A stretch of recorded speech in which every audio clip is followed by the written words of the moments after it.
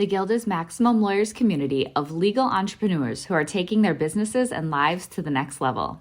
As a Guild member, you'll build relationships, be held accountable, and learn strategies specifically designed to get you unstuck and accelerate your plan for growth. Members are also granted exclusive access to masterminds hosted around the country.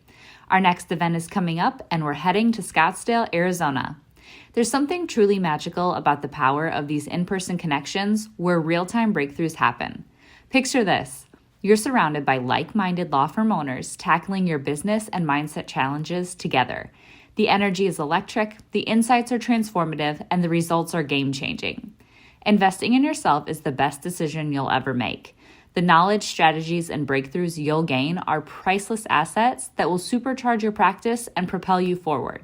Join the Guild and secure your ticket to Scottsdale at the best possible price by visiting maxlawevents.com. The whole purpose is to make certain that, in this case, as an attorney, there is a clear understanding of why they want to be an attorney, what their skill set is, how their skills and their purpose match up, and what the relevance of that is. And then it's a question of finding the right audience to bring that relevant message to. And that's when you get into brand messaging. Run your law firm the right way. This is the Maximum Lawyer Podcast. Your hosts, Jim Hacking and Tyson Mutrux. Let's partner up and maximize your firm. Welcome to the show. Welcome back to the Maximum Lawyer Podcast. I'm Jim Hacking. And I'm Tyson Mutrux. Jimmy, our guest this week is, one, pretty awesome, but two, is actually in Dubai right now. So I'm actually pretty excited about that, Jimmy. Yeah, our guest today is Bill Ellis, and you and I have both met him sort of independently. He's, among other things, a certified go-giver coach. And, we had Bob Berg on the show a couple weeks ago, and it's great to have Bill on. Bill's a coach and an international speaker, and his mission is to add value to the world one brand at a time.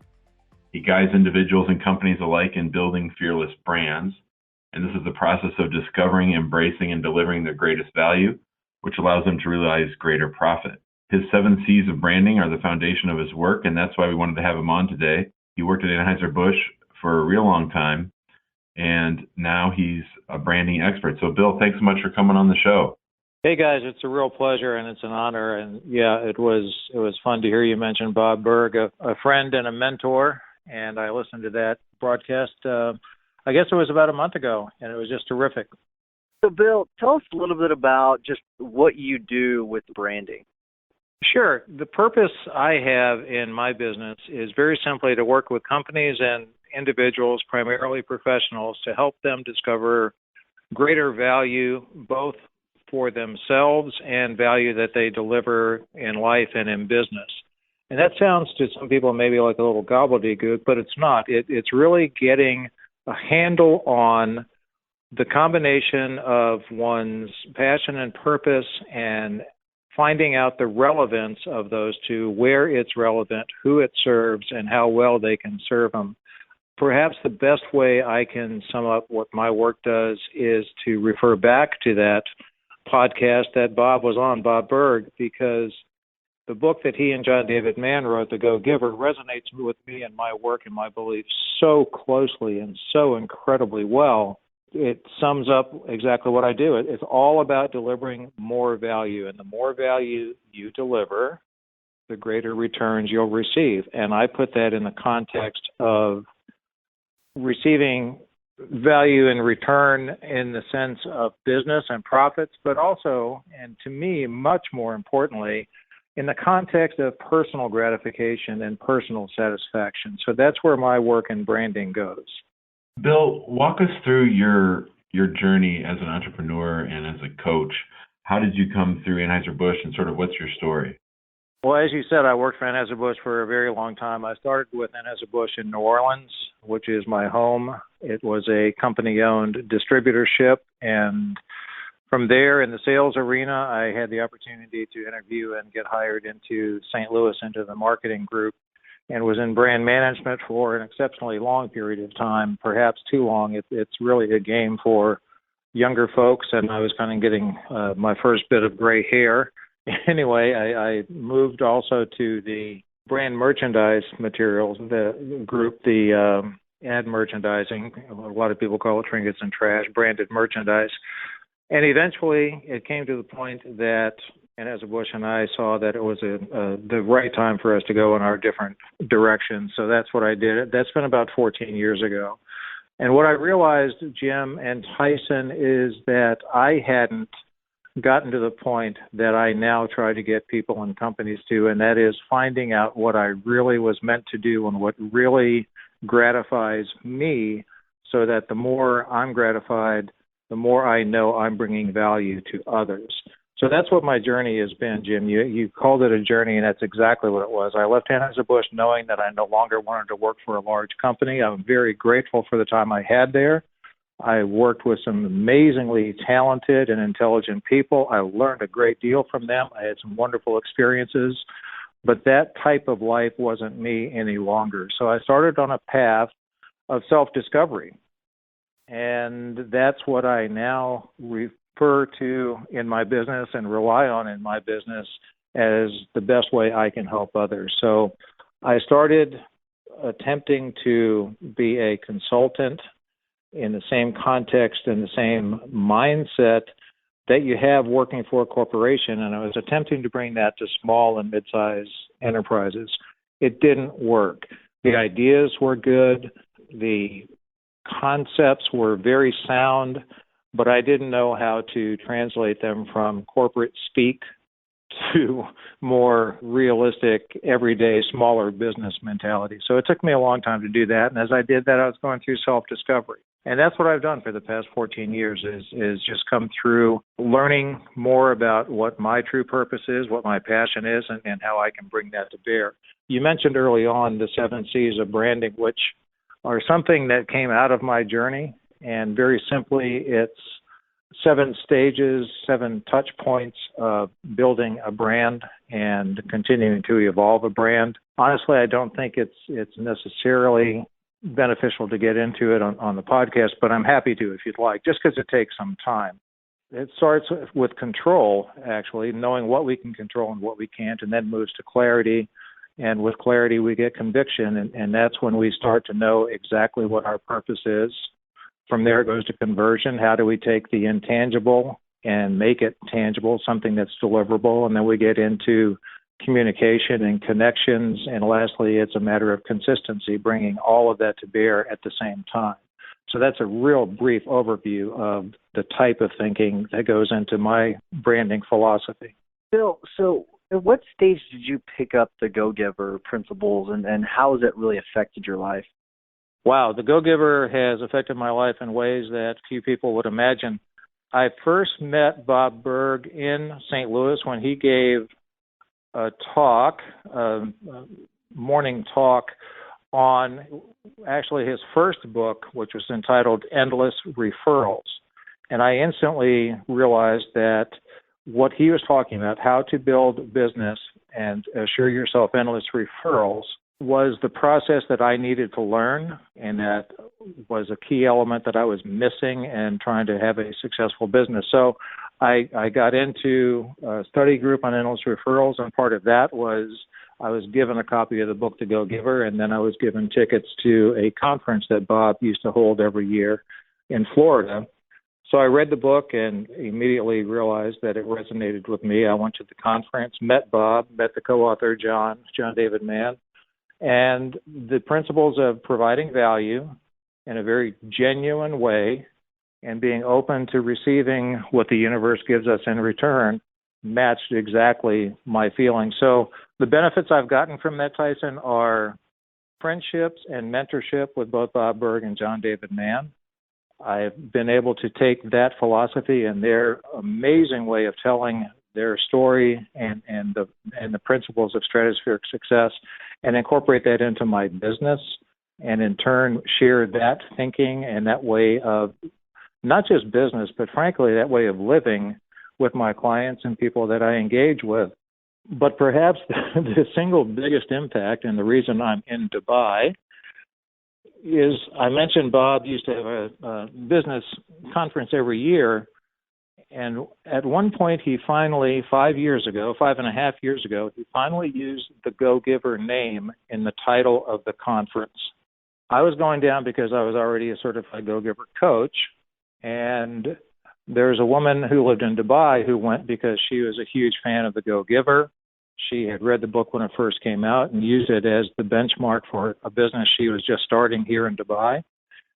She had become very close friends with Bob via social media, in particular Twitter. And when she heard about the conference, she thought this would be the perfect time to go meet Bob and learn more about the concept of the book. So we both ended up at this conference for the Go Giver. We met. There was a spark. From there, a relationship ensued, and she and I were married just under 2 years ago. So from being a Go Giver certified coach to finding the absolute most amazing, perfect woman for me in my life, it was quite a journey, quite a gift. That's awesome, Bill. All right. So, most of our listeners are lawyers. Most of our listeners are newer lawyers, I would say, who've been out on their own. It ranges, but generally our biggest group, I would say, have been out, 3, 4, 5 years on their own. They're trying to build a practice, build a brand, and many of them are in very competitive fields. A lot do personal injury, a lot do family law. And so if you were to sit down with one of our listeners, a newer lawyer, describe the process of what you would do with them and explain what it's like to work with Bill Ellis. Well, the first thing I would do is start asking questions, Jim. I would start asking what drove them to a profession of being an attorney, what drove them to the specific field of law that they've chosen to pursue. I'd try to assess whether they are 100% comfortable in what they're doing and how they're doing it, whether they are with a large law firm, with a corporate feel, whether they're in a small practice, whether they're wanting to start their own, just trying to assess what I mentioned earlier, the in the 7 C's, the control, what can you control, what can you not control as an attorney. But then let's get into clarity, and I would work with and discuss with the individual and ask them, what does she want to be doing? What does he see himself in 2 years, 3 years, 4 years? And go through a whole process of clarity and clarification and finding that out. The whole purpose is to make certain that, in this case, as an attorney, there is a clear understanding of why they want to be an attorney, what their skill set is, how their skills and their purpose match up, and what the relevance of that is. And then it's a question of finding the right audience to bring that relevant message to, and that's when you get into brand messaging. So let me give you an example. The two of you are both successful attorneys, and you're both in different fields. Jim, we met because of your chosen field of law and immigration law, because obviously I have some things in that area that we had to discuss, and we did. So right. Your first point of differentiation is that you are an immigration attorney. So that makes it very unique for you just right off the top. From there, your approach, when Jim Hacking comes to the table, you bring a personality, you bring a passion, you bring an insight. You are so keen on educating. Your newsletter, I just got one this morning, as a matter of fact. You're very thorough and passionate. Social media communication, you're very open, you're very passionate, you're very helpful, and you're very keen on explaining this is the law, this is how it should work, this is how sometimes it doesn't work, and you set yourself up as exactly what you are, a passionate expert in immigration law. Now, Tyson, on the other hand, is in a small firm. If I'm not mistaken, it's just you and one partner attorney, right, Tyson? And you do personal injury law, but what starts to set you apart, and personal injury lawyers, there's plenty of them. And what sets you apart, as I see it, is you and your partner's commitment to caring about people. Your first cut when it comes to why am I doing this is I can help people that need help. It's not let's go find the biggest potential lawsuit that we can because we're going to make a ton of money. It's how do we help people that need help? How do we take the person, whether they're a very poor and downtrodden person that's been taken advantage of, or whether it's a huge company that has had issues. You don't care about that as much as how can we help?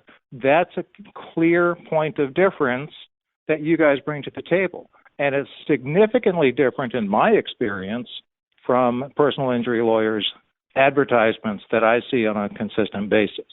Bill, I was going to say, this is a fantastic assessment. I didn't mean to cut you off, but I just wish you wouldn't have said such great things about Jimmy. Well, I've gotten to the point in my life that if there's good things to say, I say them. So, yeah, it's easy to say good things about good people, and I really try to do that. And I've also learned to not say as many bad things about the people that aren't quite as good and just kind of let that go its own path. But, yeah, so again, just to try to finish off that question, because it's a great question. A new attorney has to determine what sets them apart.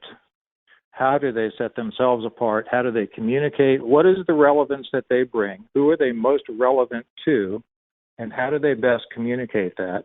And then the other thing to understand very quickly is that your brand is ever changing. It's ever evolving. I hear the phrase a lot, we're going to rebrand. And I understand the thinking there, but your brand isn't your logo. Your brand isn't the name of your law firm. The brand is the value that you bring. It's the essence. It's what makes Jim Hacking the successful immigration attorney that he is. It's what makes Tyson Mutrux the successful personal injury attorney it is. Then you understand that and you go out and message it effectively. And that's going to change over time. That's going to evolve. So it's not necessarily rebranding. It's a matter of evolving.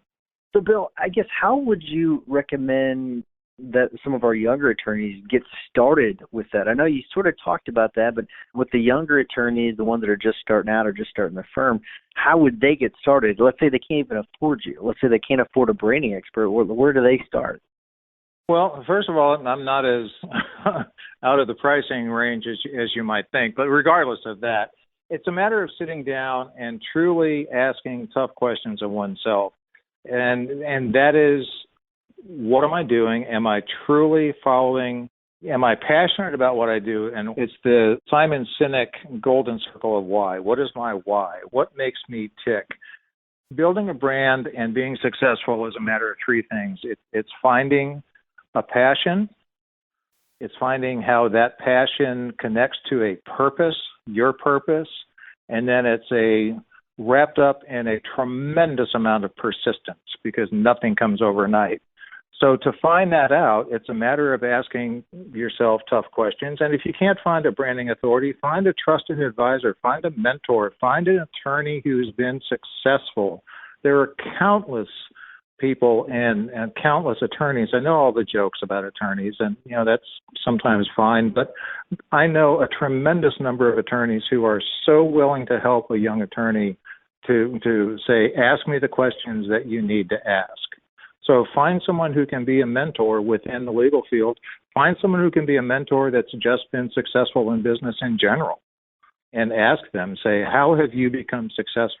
How have you differentiated yourself? How have you become known as a nationally recognized successful immigration attorney, Jim Hacking? Ask questions. People want to help. We're talking today with Bill Ellis. You can find Bill at brandingforresults.com. And Bill, I love your blog and your weekly newsletter. Tyson, I don't know if you're on Bill's list, but each week he profiles sort of someone who's really done a good job of branding, and he goes really in depth. Some of these stories I've read about people that I already thought that I knew, but you really find some good nuggets to explain people's success. Can you talk a little bit about the importance of your newsletter and sort of how you go about working on it each week? Absolutely. I started writing this blog over 3.5 years ago, and I published my first blog, and it was titled Friday's Fearless Brand. And I posted it inside of a private Facebook group for other Go-Giver coaches. And one of those coaches, my friend Doug Wagner in Calgary, Canada, sent a note and said, well, since it's Friday's Fearless Brand, I guess we'll see the next one next Friday. And I thought, oh boy, I made a mistake. I took him at his word, and I started doing it once a week. And my thought is this, very simply, is to profile a person, a place, or a thing. I've done men, I've done women, I've done business, products, services. I've done the country of the United Arab Emirates. I've done fictitious characters. I've done Elmo from Sesame Street and Doc McStuffin, partly because of my granddaughter's influence. But the point is, I want people to understand truly what a brand is and the essence of a brand. And the best way I've found to do that is through telling a story. So when I find someone or something that I determine to be a fearless brand, I get real excited about understanding what did they do, what in their life got them to the point of accomplishing what they've accomplished. And like you said, Jim, a lot of these people, a lot of these companies, I thought I knew.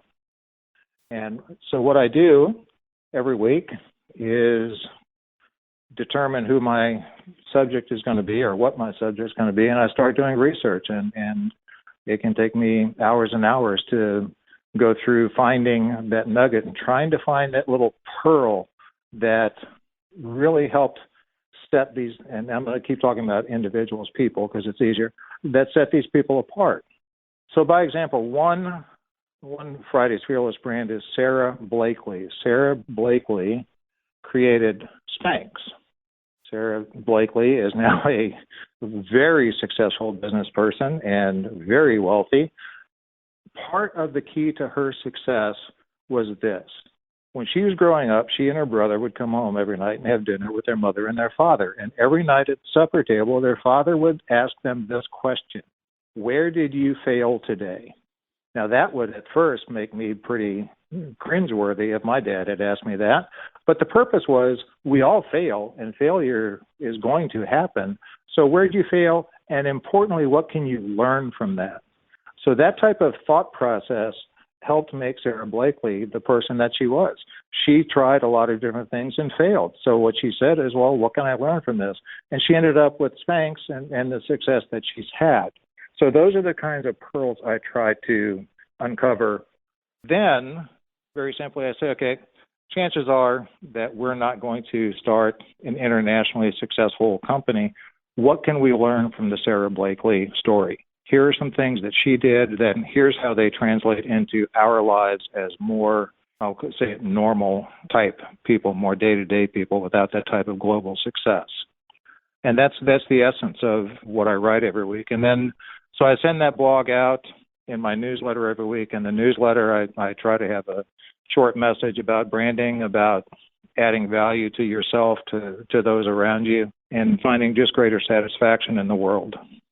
Bill, Sarah Blakely is a great story. I listened to a podcast episode on how they did that, or I can't remember the name of the podcast. It's an NPR podcast, but it's how he built this or whatever it is. I think Jimmy knows the name of it, but it's an incredible story. She's a billionaire now, so and she's just a great person, it seems. But the question I have is, I'm sure you come to interact with people all the time where they're trying to do branding and they're coming to you and they've made a bunch of mistakes, kind of like where did you fail today kind of thing. You know, they fail all the time on certain things. We all do. We fail. But where, when it comes to branding, do you see most attorneys failing?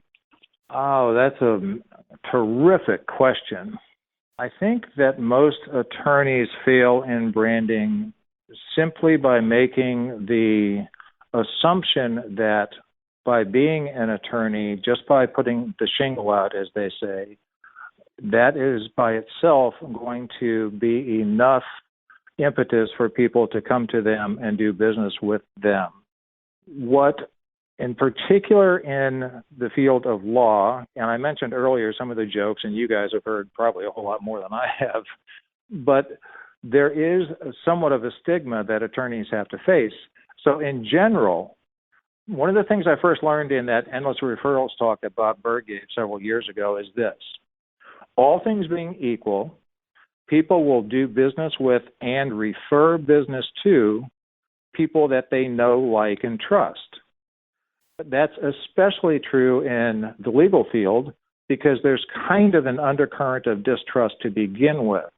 So most people, most new attorneys, and frankly, some attorneys that have been around for a long time, haven't taken the time to really understand themselves and say, how can I be relatable to those people that would be wanting to avail themselves to my services, and why would they pick me versus the next person on the list in my field of law.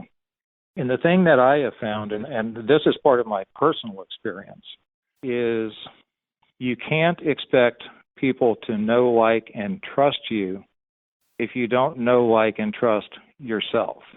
And that's why it becomes so important in my experience, what I've learned and what I went through on my own and what I share with others, to understand getting to know, like, and trust myself. What am I doing? Am I being honest with myself? Am I being true to myself? Am I truly finding and following my passion and a purpose, or am I just going along with what's in front of me? And I did that for a lot of years, and that can be pretty harmful. So to bring it back to attorneys, I think understanding that most of business is going to be successful on a personal relationship basis. And what a successful brand does, a personal brand or a commercial brand, is it builds an emotional connection. And what attorneys have to do, and all of us, frankly, is create that emotional connection that people are going to want to do business with us. We all make decisions to some degree or another with an emotional component. We will need to do everything we can to make that emotional connection positive and rewarding. And that's more true, I think, with attorneys than probably most other professions. Bill, talk to us a little bit as an aside about sort of your working out of Dubai a lot of the time, and sort of the globetrotter that you are, and sort of how lawyers might think about, working a little bit more remotely and not being so tied down to a particular office space. Well, yeah, I've been doing a lot more travel in the last 5.5 years than I ever thought I would at this point in my life, and I'm grateful for it. And for me, what I've been able to learn is just more of what's in the world, and to expand my thinking and to expand my horizons. And that can happen. You don't have to travel internationally. You certainly don't have to travel to Dubai. If you're in Kalamazoo, Michigan, if you go to Gulfport, Mississippi for the first time, you have a chance to expand your awareness and understanding of people and society. That's one thing. As far as working remotely, with technology being what it is today, it's a matter of having, I think, the right, I'll call it infrastructure or resource. So sometimes, in particular in a field like law, having a virtual assistant or an office base that you can rely on to get a lot of the things done that need to be done, like filing. And by filing, I mean filing with courts, not just going to the file cabinet for hard copies. So having the right infrastructure to support you, but understanding that with today's technology, you can work from virtually anywhere. So it's a matter of discipline, it's a matter of planning, and it's a matter of having the right support system in place so that when you are traveling, you can still get done what you need to get done. That's a great point about having the right systems in place. And we've talked about that a lot on the podcast. But Bill, this has been fantastic. We are up against the time, so I want to make sure we're respectful of your time. So we're going to get to the tips and the hacks of the week. Before I do, I want to remind everyone to give us a 5-star review. We're on iTunes or wherever you get your podcast. If you enjoy this podcast, I'm assuming you do since you listen to it, and we have a lot of regular listeners. Also, go to the Facebook group, request to join there, participate there. There's a lot of great interaction going on there. So without further ado, Jimmy, you want to give your hack of the week?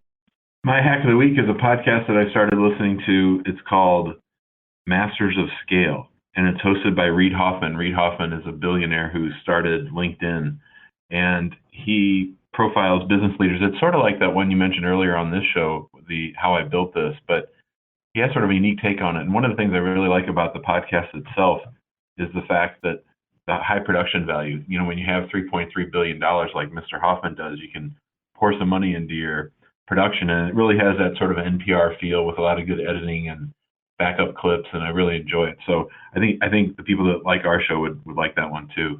Fantastic. It's really weird. I heard about that whenever it was coming out, and I just didn't listen to it because I just thought it would be salesy, but I'll check it out. I just assumed because it was LinkedIn, they'd be trying to hawk us a bunch of stuff. But Bill, we asked our guests to give us a tip of the week. You got something for us? Yeah, I do. And I'm going to tie this back to both doing business as an attorney or just in general, and also back to the gift of the relationship and the marriage that I have here in Dubai. When I first met my wife, Tara, we started to communicate a lot through social media and technology. And it got to the point of me saying, well, I've got granddaughters and I'm in St. Louis. You've got children and you're in Dubai, and this and that and this and that. And here's what she told me, and this is what made our relationship come to fruition, and it's advice that I give people all the time because it makes sense whether you're in a relationship or whether you're starting a new law practice. And it's very simply this. She said, why are you creating roadblocks that don't yet exist? We might come to those roadblocks, and that's when we can address them. In the meantime, I invite you to go on this journey with me and see where it takes us. And boom, she had me. It was amazing. So to take that is, if you're starting a new practice as a young attorney, don't start creating issues that don't exist. You're going to have enough issues that do exist. Don't create issues. Take what comes and deal with it as you go, and it'll work out fine. What a fantastic piece of advice. That is a great one. My tip of the week, William Eady talked about on the Facebook group something called SERPbook, SERPBOOK. It's SERPbook.com. It allows you to track your keywords for your websites. And we've been using it for a few weeks now. We've been seeing, it's just incredible. It tells you where you were and kind of where you're headed if your keywords are going up or keywords going down. You put all the keywords, and there's different pricing plans for the number of keywords, but you're able to put them all in there, the ones that you want to track, and you can see, if you're going down, you're going up, if you're staying the same. It really is incredible. And as William put in a Facebook message to me, he said, why wouldn't someone want to track the just how well their website's doing? And so I highly encourage you to do it. It's super easy to use. All you do is you plug in your website, you plug in the keywords, and it tracks it for you. Super simple. There's also some Google local stuff you can do, in addition to some YouTube stuff. But it's really good. So mine is SERPbook.com. Bill, thank you so much for coming on the podcast. This has been really great. So if people want to check you out, how do they get a hold of you? Email bill@brandingandfreeresults.com, or they can feel free to give me a call at country code 1 US, area code 314-807-0923. So email or phone, either one works. Hey, Tyson, I wanted to add one more thing. I thought it'd be good for us to start ending our show with some of our iTunes reviews. We got a new one from Big Mike Albee down in Texas, personal injury, good friend of ours. He said, wow, this is a great podcast. I'm currently working my way through each episode. So much value to be had. Thanks, Jim and Tyson. So we love those reviews. Tyson mentioned it earlier. Hop on iTunes, leave us a review, and we'll give you a shout out on a future episode. That's a great idea, Jimmy. We appreciate you reading that. And Bill, thank you for coming on. We really appreciate it. You did a really good job, and we really appreciate you coming on. Thanks, Bill. It was my pleasure, guys. Thank you. Thanks for listening to the Maximum Lawyer Podcast. To stay in contact with your hosts and to access more content, go to MaximumLawyer.com. Have a great week and catch you next time.